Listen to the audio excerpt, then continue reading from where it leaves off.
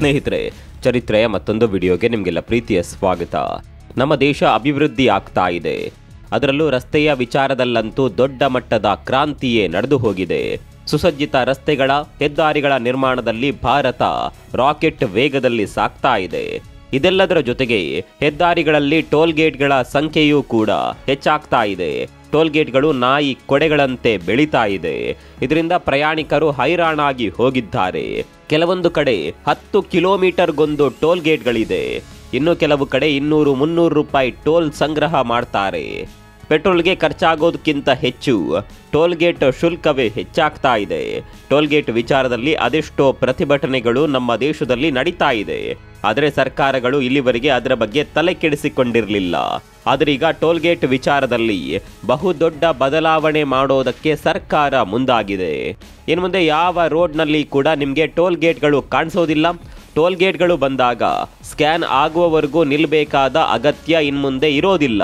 ಅರೆ, ದೇಶದಲ್ಲಿರುವ ಎಲ್ಲ ಟೋಲ್ಗೇಟ್ಗಳು ಬಂದಾಗುತ್ತವ ಅಂತ ಖುಷಿ ಪಡಬೇಡಿ. ಟೋಲ್ಗೇಟ್ಗಳು ಇರೋದಿಲ್ಲ ಅನ್ನೋದು ನಿಜ. ಆದರೆ ಟೋಲ್ ಸಂಗ್ರಹ ಮಾಡುವ ವ್ಯವಸ್ಥೆ ಬದಲಾಗಲಿದೆ. ಟೋಲ್ಗೇಟ್ ಬದಲಿಗೆ ಇನ್ಮುಂದೆ ಸ್ಯಾಟಲೈಟ್ ಮೂಲಕ ಟೋಲ್ ಸಂಗ್ರಹ ಮಾಡಲಾಗುತ್ತೆ. ಹಾಗಾಗಿ ಇನ್ಮುಂದೆ ಟೋಲ್ಗೇಟ್ನಲ್ಲಿ ನಿಲ್ಲುವ ಅಗತ್ಯ ಇಲ್ಲ. ಇನ್ನು ಬದಲಾದ ಎರಡನೇ ನಿಯಮ ಪ್ರಯಾಣಿಕರಿಗೆ ಖುಷಿ ಕೊಟ್ಟಿದೆ.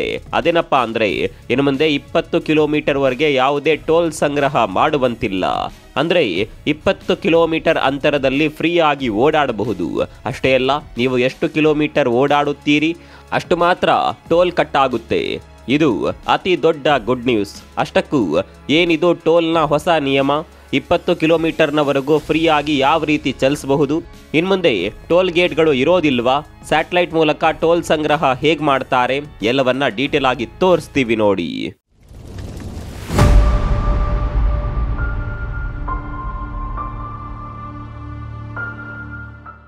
ಕಾಲಕ್ಕೆ ತಕ್ಕ ಹಾಗೆ ಬದಲಾಗಬೇಕು. ತಂತ್ರಜ್ಞಾನದಿಂದ ನಮಗೆ ಉಪಯೋಗ ಇದೆ ಅಂತ ಗೊತ್ತಾದರೆ ಅದನ್ನು ಉಪಯೋಗಿಸಿಕೊಂಡು ಕೆಲಸಗಳನ್ನು ಸುಲಭ ಮಾಡ್ತಾ ಹೋಗಬೇಕು.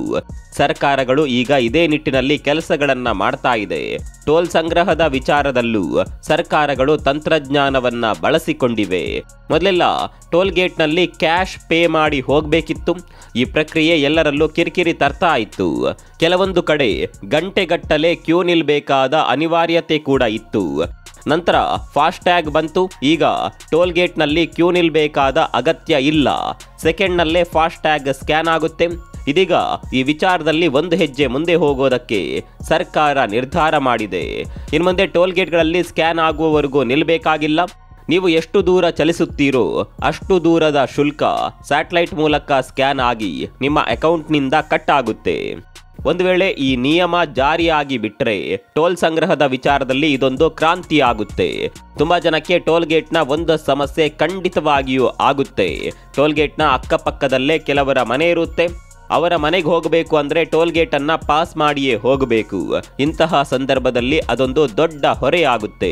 ಕೇವಲ 1 ಕಿಲೋಮೀಟರ್ ವರೆಗೆ 500 ಮೀಟರ್ ವರೆಗೆ ಟೋಲ್ ಕಟ್ಟಬೇಕಾದ ಅಗತ್ಯ ಬೀಳುತ್ತೆ. ಜಸ್ಟ್ ಟೋಲ್ ಗೇಟ್ ಪಾಸ್ ಆದ್ರೆ ಸಾಕು, ಟೋಲ್ ಕಟ್ಟಲೇಬೇಕು. ಎಷ್ಟು ದೂರ ಹೋಗಬೇಕು ಅಂತ ಅಲ್ಲಿ ಯಾರು ಕೂಡ ಕೇಳೋದಿಲ್ಲ. ಟೋಲ್ ಗೇಟ್ನ ವಿಚಾರದಲ್ಲಿ ಇದೊಂದು ದೊಡ್ಡ ಸಮಸ್ಯೆ. ಹೀಗಾಗಿ ಈ ಸಮಸ್ಯೆಯನ್ನ ಬಗೆಹರಿಸೋದಕ್ಕೆ ಸರ್ಕಾರ ಹೊಸ ನಿಯಮವನ್ನ ಜಾರಿಗೆ ತರೋದಕ್ಕೆ ಮುಂದಾಗಿದೆ. ಆ ನಿಯಮ ಏನಪ್ಪ ಅಂತ ಕೇಳಿದ್ರೆ, ಮೊದಲ 20 ಕಿಲೋಮೀಟರ್ ವರೆಗಿನ ಪ್ರಯಾಣಕ್ಕೆ ಯಾವುದೇ ಟೋಲ್ ಇರೋದಿಲ್ಲ. ಈ 20 ಕಿಲೋಮೀಟರ್ ನಂತರವೂ ಕೂಡ ನೀವು ಎಷ್ಟು ಕಿಲೋಮೀಟರ್ ದೂರ ಸಂಚಾರ ಮಾಡ್ತೀರೋ ಅಷ್ಟಕ್ಕೆ ಮಾತ್ರ ಟೋಲ್ ಕಟ್ ಆಗುತ್ತೆ. ಉದಾಹರಣೆಗೆ ಹೇಳಬೇಕು ಅಂದರೆ, ನೀವು ಒಂದು ಹೆದ್ದಾರಿಯಲ್ಲಿ 40 ಕಿಲೋಮೀಟರ್ ಪ್ರಯಾಣ ಮಾಡ್ತೀರಿ ಅಂತ ಅಂದುಕೊಳ್ಳಿ. ಅದರಲ್ಲಿ 20 ಕಿಲೋಮೀಟರ್ ಫ್ರೀ ಇರುತ್ತೆ.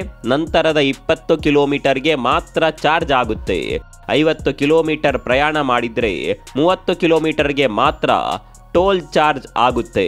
ಟೋಲ್ ಸಂಗ್ರಹದ ವಿಚಾರದಲ್ಲಿ ಇಂಥದ್ದೊಂದು ನಿಯಮದ ಅಗತ್ಯ ತುಂಬಾನೇ ಇತ್ತು. ಈಗ ಆ ನಿಯಮ ಜಾರಿಯಾಗಿದೆ. ನಿಯಮ ಬದಲಾವಣೆ ಆಗುತ್ತೆ ಅನ್ನೋದೇನು ನಿಜ. ಹಾಗಂತ ಇದ್ದಕ್ಕಿದ್ದ ಹಾಗೆ ನಿಯಮಗಳನ್ನ ಜಾರಿ ಮಾಡೋದಕ್ಕೆ ಸಾಧ್ಯವಿಲ್ಲ. ಫಾಸ್ಟ್ಯಾಗ್ ಬಂದಾಗಲೂ ಹಂತ ಹಂತವಾಗಿ ಅದನ್ನ ಜಾರಿಗೆ ತರಲಾಗಿತ್ತು. ಈಗ ಸ್ಯಾಟಲೈಟ್ ವಿಚಾರದಲ್ಲೂ ಕೂಡ ಅಷ್ಟೇ, ಹಂತ ಹಂತವಾಗಿಯೇ ಜಾರಿಗೆ ತರೋದಕ್ಕೆ ಸರ್ಕಾರ ನಿರ್ಧಾರ ಮಾಡಿದೆ. ಸದ್ಯ ಇರುವ ಟೋಲ್ ಗೇಟ್ಗಳಲ್ಲಿ ಸ್ಯಾಟಲೈಟ್ ಟೋಲ್ ಸಂಗ್ರಹಕ್ಕೆ ಅಂತಾನೆ 2-3 ಲೇನ್ಗಳನ್ನು ಬಿಡಲಾಗುತ್ತೆ. ಇನ್ನುಳಿದ ಲೇನ್ಗಳಲ್ಲಿ ಫಾಸ್ಟ್ ಟ್ಯಾಗ್ ಮೂಲಕ ಟೋಲ್ ಸಂಗ್ರಹವಾಗುತ್ತೆ. ಈ ತಂತ್ರಜ್ಞಾನ ಎಲ್ಲ ವಾಹನಗಳಿಗೆ ಕಡ್ಡಾಯ ಮಾಡಿದ ನಂತರವೇ ಟೋಲ್ ಗೇಟ್ಗಳನ್ನು ತೆರವು ಮಾಡ್ತಾರೆ. ದೇಶದ ಎಲ್ಲ ರಸ್ತೆಗಳಲ್ಲಿ ಸದ್ಯಕ್ಕೆ ಇದನ್ನ ಜಾರಿ ಮಾಡೋದಿಲ್ಲ, ಬದಲಾಗಿ ಕೆಲವೊಂದು ಹೆದ್ದಾರಿಗಳಲ್ಲಿ ಪ್ರಾಯೋಗಿಕವಾಗಿ ಜಾರಿಗೆ ತರಲಾಗುತ್ತೆ. ಈ ವ್ಯವಸ್ಥೆ ಜಾರಿಗೆ ಬರುವ ಸಂದರ್ಭದಲ್ಲಿ ಕೆಲವೊಂದು ಸಮಸ್ಯೆಗಳು ಖಂಡಿತವಾಗಿಯೂ ಆಗಬಹುದು. ಫಾಸ್ಟ್ ಟ್ಯಾಗ್ ಜಾರಿಗೆ ಬರುವ ಸಂದರ್ಭದಲ್ಲಿ ಕೂಡ ತುಂಬಾನೇ ತೊಂದರೆಗಳನ್ನ ಜನ ಅನುಭವಿಸಿದ್ರು. ಯಾವುದೇ ಹೊಸ ವ್ಯವಸ್ಥೆಗಳು ಜಾರಿಗೆ ಬರುವ ಸಂದರ್ಭದಲ್ಲಿ ಇಂತಹ ತೊಂದರೆಗಳು ಸಾಮಾನ್ಯವಾಗಿ ಆಗಿಯೇ ಆಗುತ್ತೆ. ಇದೆಲ್ಲ ಸರಿಯಪ್ಪ, ಸ್ಯಾಟಲೈಟ್ ಮೂಲಕ ಹೇಗೆ ಟೋಲ್ ಸಂಗ್ರಹ ಮಾಡ್ತಾರೆ, ಆ ತಂತ್ರಜ್ಞಾನ ಹೇಗೆ ವರ್ಕ್ ಆಗುತ್ತೆ ಅನ್ನುವ ಪ್ರಶ್ನೆ ನಿಮ್ಮಲ್ಲಿ ಮೂಡಿರಬಹುದು. ಇದಕ್ಕಾಗಿ OBU ಅನ್ನುವ ಯೂನಿಟ್ ನಮ್ಮ ವಾಹನಗಳಿಗೆ ಅಳವಡಿಸಬೇಕಾಗುತ್ತೆ. ಇದೊಂದು ಸಣ್ಣ ಡಿವೈಸ್ ಆಗಿರುತ್ತೆ. ಈ ಡಿವೈಸ್ ಅನ್ನ ಸ್ಯಾಟಲೈಟ್ ಟ್ರ್ಯಾಕ್ ಮಾಡುತ್ತೆ. GPS ಅನ್ನ ಬಳಸಿಕೊಂಡು ಈ ಟ್ರ್ಯಾಕಿಂಗ್ ಸಿಸ್ಟಮ್ ಕೆಲಸ ಮಾಡುತ್ತೆ. ಹೆದ್ದಾರಿಗಳಲ್ಲಿ ಇನ್ಮುಂದೆ ಕ್ಯಾಮೆರಾಗಳನ್ನು ಅಳವಡಿಸುತ್ತಾರೆ. ಮೈಸೂರು ಬೆಂಗಳೂರು ಹೈವೇಯಲ್ಲಿ ಈಗಲೇ ಈ ಕ್ಯಾಮೆರಾ ಸಿಸ್ಟಮ್ ಅಳವಡಿಕೆಯಾಗಿದೆ. ಇದೇ ರೀತಿ ಎಲ್ಲಾ ಕಡೆ ಕ್ಯಾಮೆರಾಗಳ ಅಳವಡಿಕೆಯಾಗುತ್ತೆ. ಈ ಕ್ಯಾಮೆರಾಗಳು ಕೂಡ ನಿಮ್ಮ ವಾಹನವನ್ನ ಟ್ರ್ಯಾಕ್ ಮಾಡ್ತಾ ಇರುತ್ತೆ. ನಾವು ಆರಂಭದಲ್ಲೇ ಹೇಳಿದಂತೆ ಈ ಎಲ್ಲಾ ನಿಯಮಗಳನ್ನ ಜಾರಿಗೆ ತರಬೇಕು ಅಂದ್ರೆ 2-3 ವರ್ಷ ಅಂತೂ ಖಂಡಿತವಾಗಿಯೂ ಹಿಡಿಯುತ್ತೆ. ಆರಂಭಿಕ ಹಂತದಲ್ಲಿ ಸಮಸ್ಯೆಗಳು ಕೂಡ ಆಗುತ್ತೆ.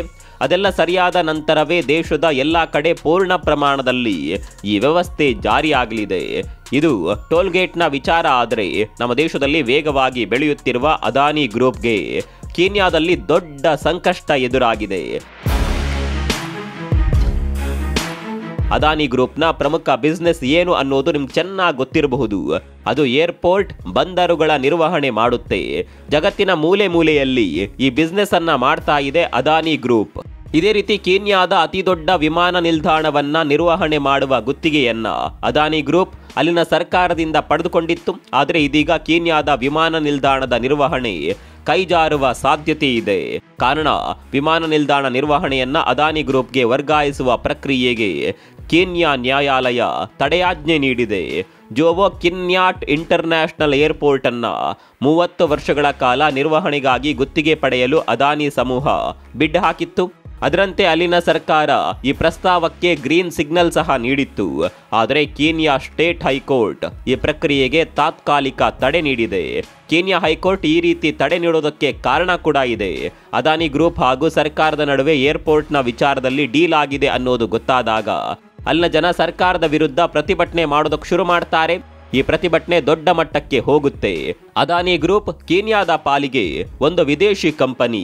ಹೀಗಾಗಿ ವಿದೇಶಿ ಕಂಪನಿಗೆ ಏರ್ಪೋರ್ಟ್ ನಿರ್ವಹಣೆ ಒಪ್ಪಿಸುತ್ತಿರೋದು ಅಲ್ಲಿನ ಜನರಿಗೆ ಇಷ್ಟವಿಲ್ಲ. ಒಂದು ವೇಳೆ ಅದಾನಿ ಗ್ರೂಪ್ಗೆ ನಿರ್ವಹಣೆಯನ್ನ ವಹಿಸಿಬಿಟ್ರೆ ಕೆಲಸಗಳು ಕೈತಪ್ಪುವ ಭಯ ಅಲ್ಲಿನ ಜನರನ್ನ ಕಾಡುತ್ತಿದೆ.